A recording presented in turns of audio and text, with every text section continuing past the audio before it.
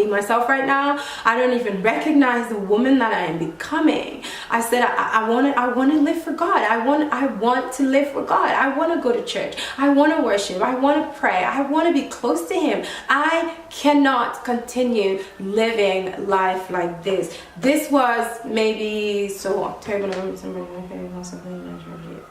okay, so we're going into completing a whole 12 months. So we come to the 9th month of the relationship. I was like, I cannot do this. So at this point now, I've made a decision. I said, I'm done. I'm no longer going to lay with you. I can't do it. I cannot do it. I want to live for Jesus. I want to go back to church. And to my surprise, you know, I was really ready for him to just be like, all right then, cool, bye. But no, he was like, no, that's fine. I fully understand. I want you to be happy. I want you to feel at peace. I want you to feel like yourself and all of these things. And he was like, absolutely. Sex is not everything. And then at this point, we started talking about meeting the parents and marriage and all of that stuff, or the families meetings. He had met my parents at this point, like we went over for dinner and stuff. But we started talking about things in a more serious way. I stopped, and I really fully just submitted myself again back to the Lord. I asked for forgiveness and He forgave me, and we got back together, like me and Jesus, like we got back together and we were chilling, and our relationship was flourishing and we were growing.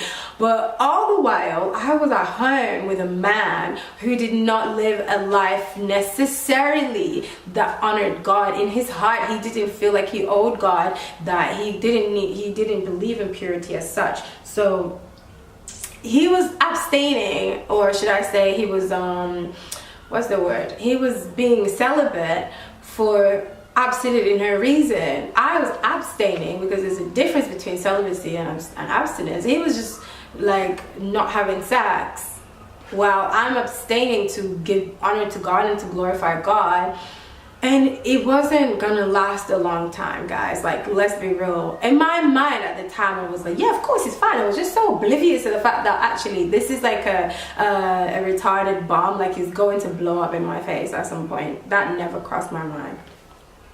I was still so in love with him. I even loved him more for the fact that I could be a child of God. I could submit to God. I could live a life that gave honor to God and still be with the man I love, the man I get along with, the man I travel with. I love him. I dance with him. We have the best time. I was so in love with him. Whew, God. Anyway, so that was the start of what happened today, really.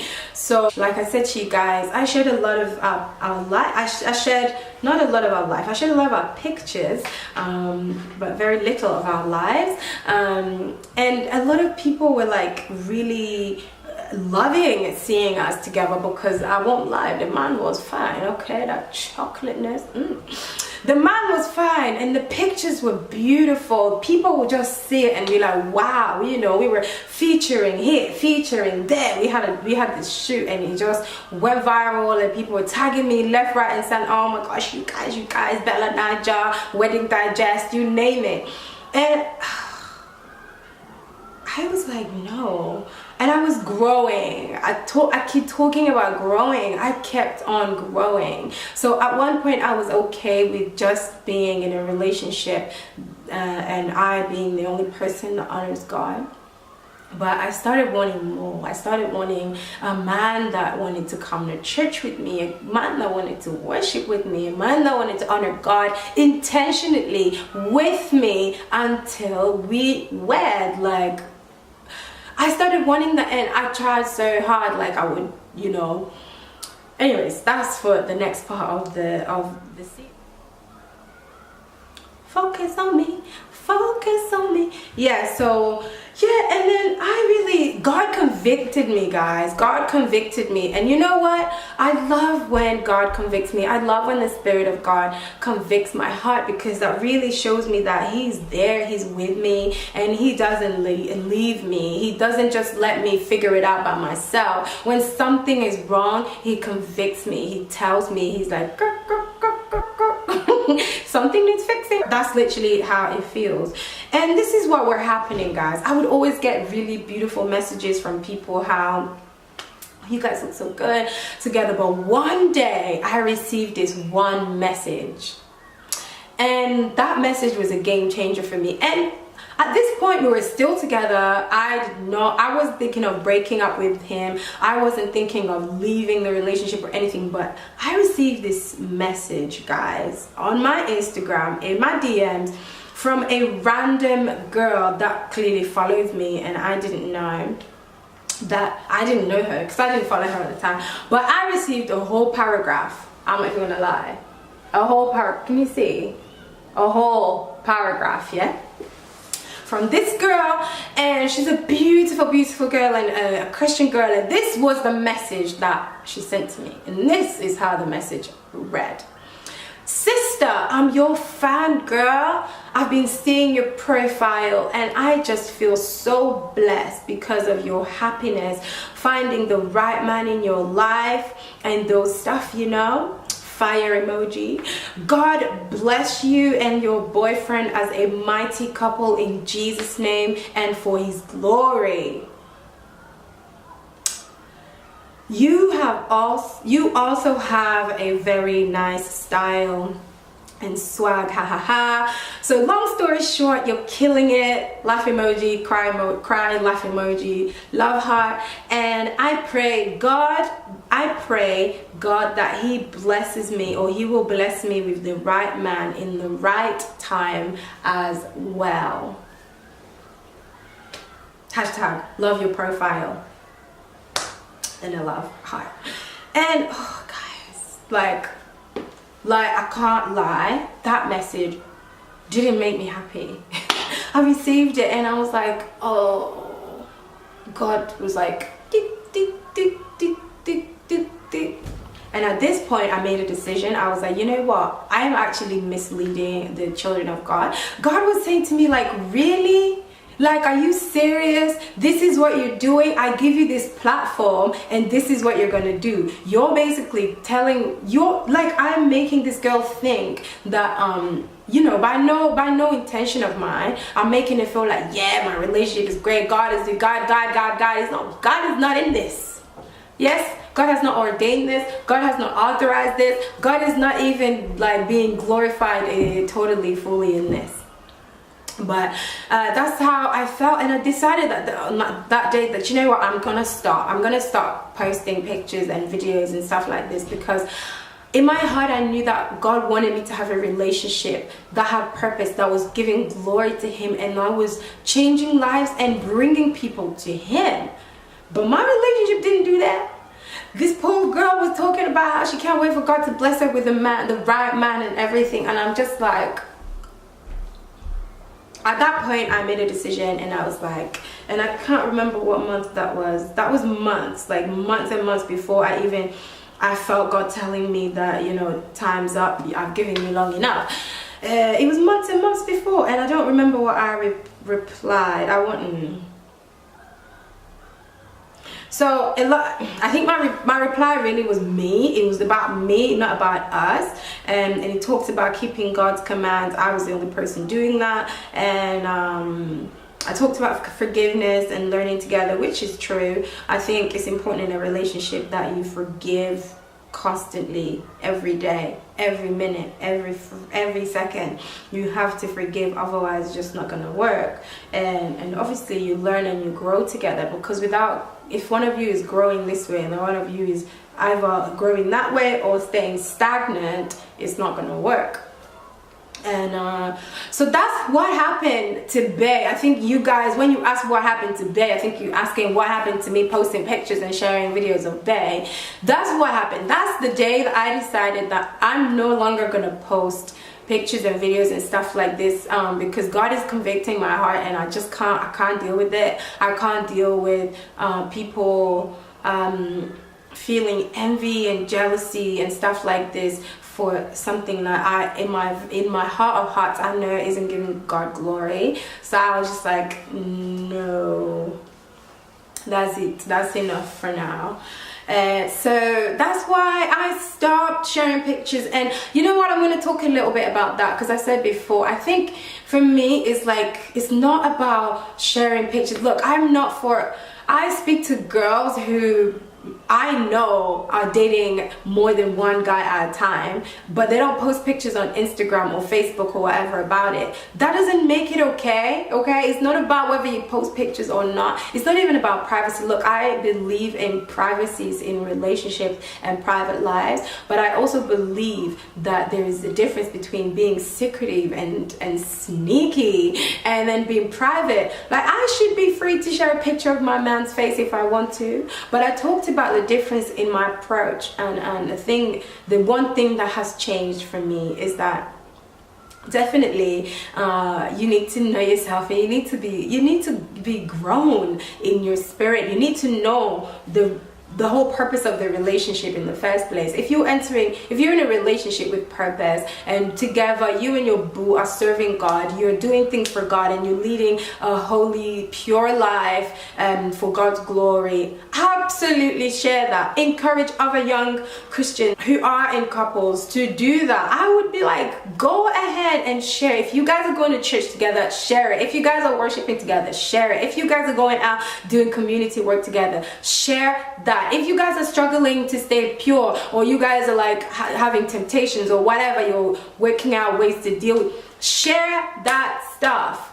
Don't be like, and if you don't want to share, don't share. If you want to keep it private until you get married or you get that ring on your finger, great, that's fine. But don't feel like, I don't agree with that. I hear people saying, oh, as far as Instagram is concerned, I'm single. I've been single for 5 years. But as long as Jesus is concerned, you're dating 3, 4, 5 guys at the same time. So sit down, yeah, relax yourself. It's not about privacy, it's about honoring God. It doesn't matter if you're going to be in a relationship that's leading to marriage, and you're with a serious guy who actually wants to marry you, and you both have spoken about it, you put a date on it, you know that in 2 years after we've dated and courted each other, we're going to get married. Let's use these 2 years to serve the Lord and grow together spiritually. Absolutely share it. Share it if you like. Share it if you like. That's it really. That's what I have to say for this part 1. So now you have a bit of background on the type of guy he was and the type of relationship it was. Next part, I'm gonna talk about the red flags that were ignored in the beginning that could have just saved me almost the 2 years that I ended up almost spending in the relationship. So we weren't together for 2 years. Yeah, it was gonna be 2 years this month, and I called it quits a couple months ago. So I'm going to talk about the red flags that were ignored and how we can avoid breaking up 2 years later for the same reasons that we could have stopped the relationship even happening from day one. Yeah, that's what I'm going to talk about. So I'm going to summarize and get myself to work, because it's almost, it's my time to leave shortly and go into the office.